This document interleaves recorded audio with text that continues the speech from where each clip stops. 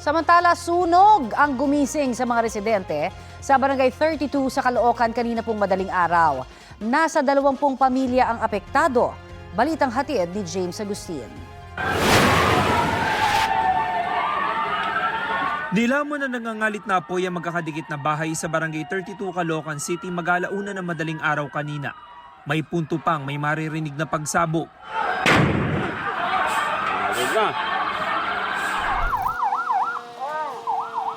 Itinaas ang sunog sa unang alarma. Nasa 36 na fire truck ang rumisponde sa lugar.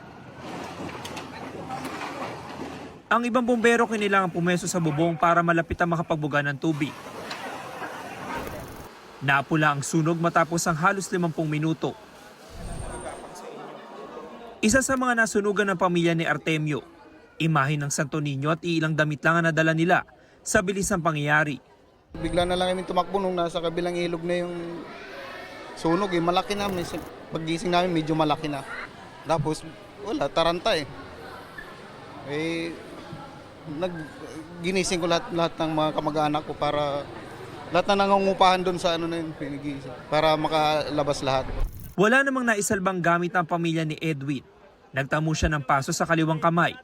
Nagising na lang po ako, yung usok, maano sa ventilador. Kaya ang ginawa ko, ginising ko yung mag-ina ko. Buti naman nakaligtas. Buti nagising ako. Ayon sa mga taga-barangay, mahigit 10 bahay ang nasunog. Apektado ang nasa 20 pamilya. Meron naman tayo ditong parang temporary, meron kami diyang hapon na temporary. Tapos yung ilalim ng barangay namin.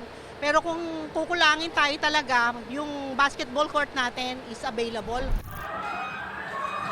Inalam pa ng Bureau of Fire Protection ng sanhi ng apoy at kabuuang halaga ng pinsala sa ari-arian. James Agustin, nagbabalita para sa GMA Integrated News.